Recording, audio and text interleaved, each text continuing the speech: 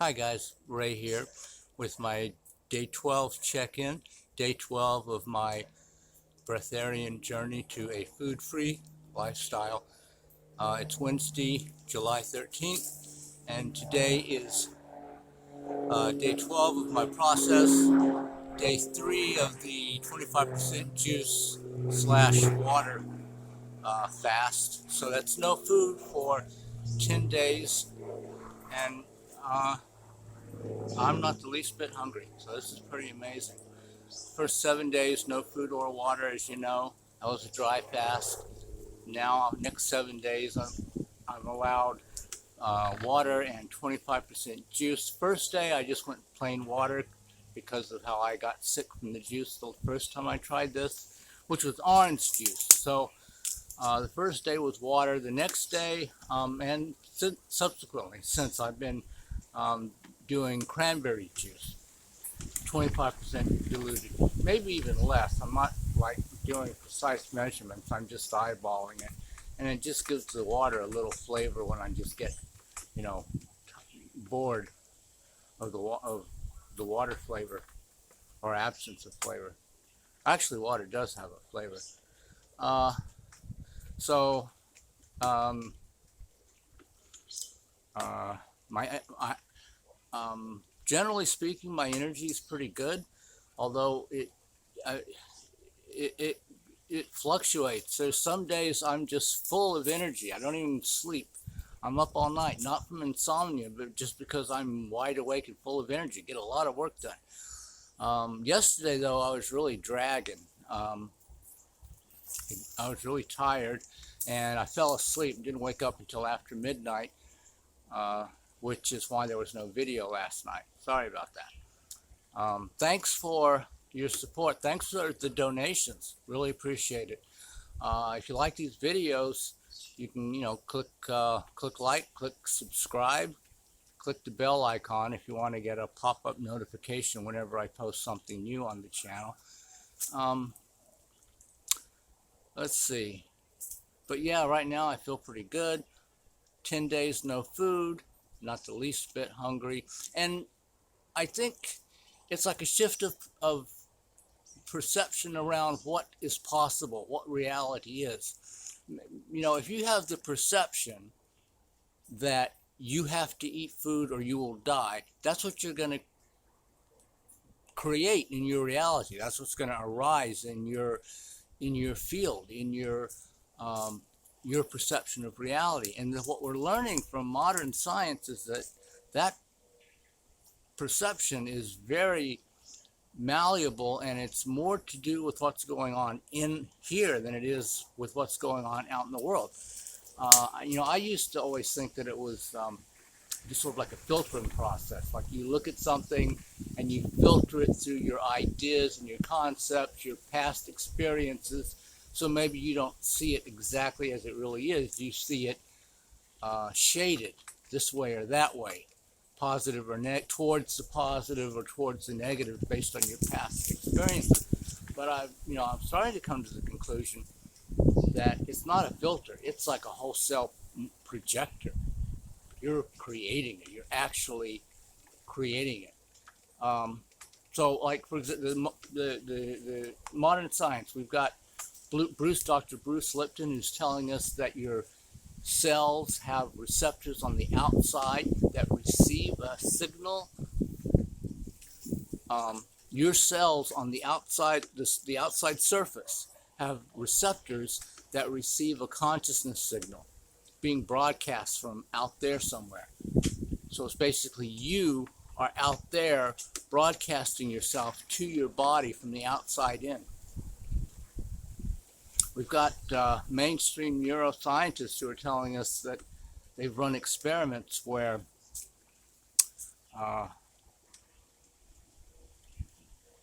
for example, they rig somebody's brain up to electrodes, and they've got it rigged up so if they push a button, if the experimenter pushes a button, the person's arm will go up.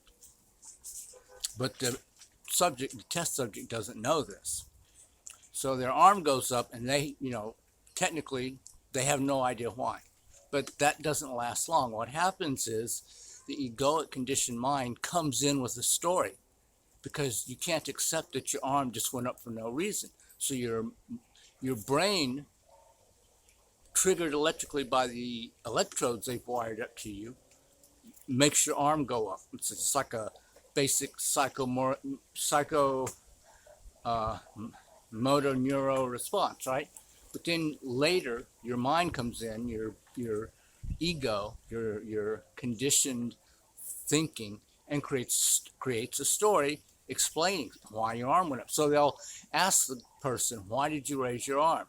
And he'll say something like, "Oh, I wanted to scratch my head."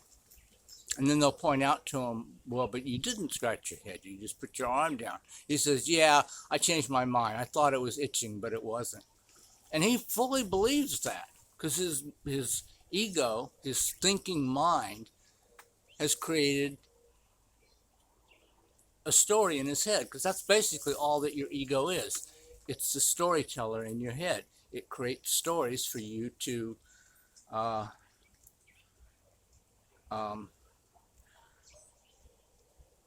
stories that let you, deal with the world, that let you be comfortable with your experience. And then the other experiment, they rig people up to, electrodes or whatever, and they give them a button for each hand, button for the left hand, button for the right, and they just ask the person to pick a button and click it. Your choice. Click the left hand button, click the right hand button. Don't tell us, just click it. And what they find out is they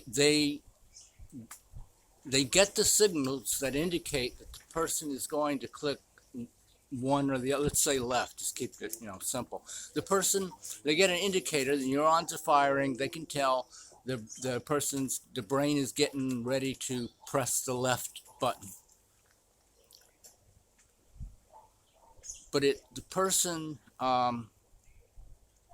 who's doing it hasn't made a choice yet. They have not made a choice yet. It's a full 10 seconds before they consciously choose to press the left button. So the brain picks the left button, and it's 10 seconds later before the person chooses the left button. And like one of the scientists who ran the experiment was saying, 10 seconds in brain time is like an infinity. It's like an infinity of time. It's incredibly long. So there's like a 10-second delay between when the brain has decided which one to push and when the person, the consciousness, the egoic mental conditioning is aware of what the choice is. And so if the person doesn't even know they've made a choice, did they make a choice? Is it free will? And that 10-second delay is an infinity of time. So how does all this relate to perception?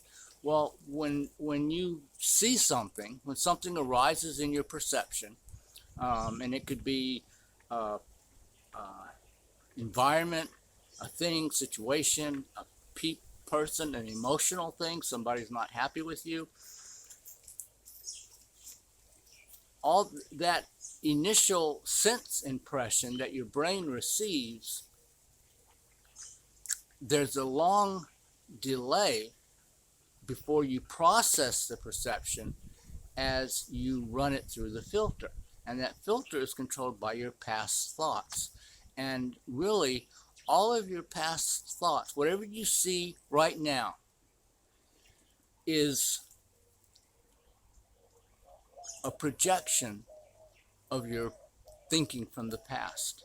Your past thoughts create what you see now. So if your past thoughts are, "You'll die if you don't eat," you will create what you will see now is a world in which everybody needs to eat. But if you can change your thoughts about that by seeing, other people who don't eat coming into your life, reading information about it, just asking yourself the question, is this really true? Do I really know that this is true, or have I just assumed it and now it's a self-fulfilling prophecy? If you do that, then the hold of your thoughts start to change, and then eventually you get to the point where you begin to project a reality where it's possible to not eat and be fine. And so, I really think that's part of what this whole process is about, to expand your mind to different possibilities so that you're not locked in and limited by those old beliefs, which that's all they are. They're just beliefs. Oh, thank you, by the way, for the support. Thanks for the contributions. If you like these videos, click like, hit the subscribe button, click the bell icon if you want to get a notification whenever I post something new on the channel. Really appreciate your love and support. And remember, you can always join us for the Sunday sitting at 7:30 on Zoom. I'll put some links in the description section so you can find out more, connect with me more if you want to. The 5 Tibetan Rites, that's from a book by Peter Kelder, 5 Tibetan Rites, also called the Fountain of Youth, because it's supposed to reverse aging.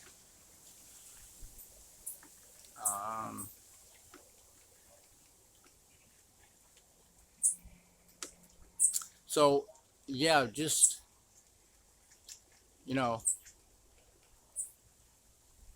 understanding that relationship between our thoughts. It's like an ongoing relationship between your thoughts and the reality that you experience, what arises in your perceptual field. This reality is, people think that reality is like etched in granite. It's more like a flowing river. And you know how rivers can like spin around rocks? And if you ever, as a child, I used to always go in the river, and I could find rocks where the water would be going around to the left, but I could put my hand in just so, and the water would go the other way, and it would go around the rock to the right. And as long as I kept my hand exactly positioned correctly, the water would go around the right. So that's what reality is. It's not etched in granite. It's very fluid. It's a lot more malleable than people realize, and you can change it. In probably for most of us in small ways. You don't change the course of the river, but you can make it go around the rock to the right instead of going around the rock to the left for a short while. So you can make little local changes. And one of the local changes I'm trying to make with myself is to prove to myself that, it's not like proving to myself that I can make it, that I can do without food for 21 days. It's not like a feat of physical endurance, because if I'm like dying, crawling on the ground to get to that 21st day, that's not really living on prana. I'm going to have to eat again eventually. What I want to do is to train my body to understand that it can feed from prana and does not need to get its energy from food, so that it's a permanent change. Not to say I will never eat again. Maybe, family events I might eat, boredom I might eat, but it would be once a week, once a month, once every 3, 4, 5, 6 months, for reasons other than needing the food to give me energy, to give me vitamins and minerals and proteins and carbohydrates and all that. Your body can manufacture all of that directly from the prana. Instead of the prana, the sunlight, for example, going into the plant, and then you eat the plant, or if you're a meat eater, the cow eats the plant and then you eat the cow. Why not just go directly from the sunlight? And so that's like what plants do, right? It's photosynthesis. And so we think, human beings are not plants, we don't do photosynthesis. But actually, you know how your body creates vitamin D from sunlight. Your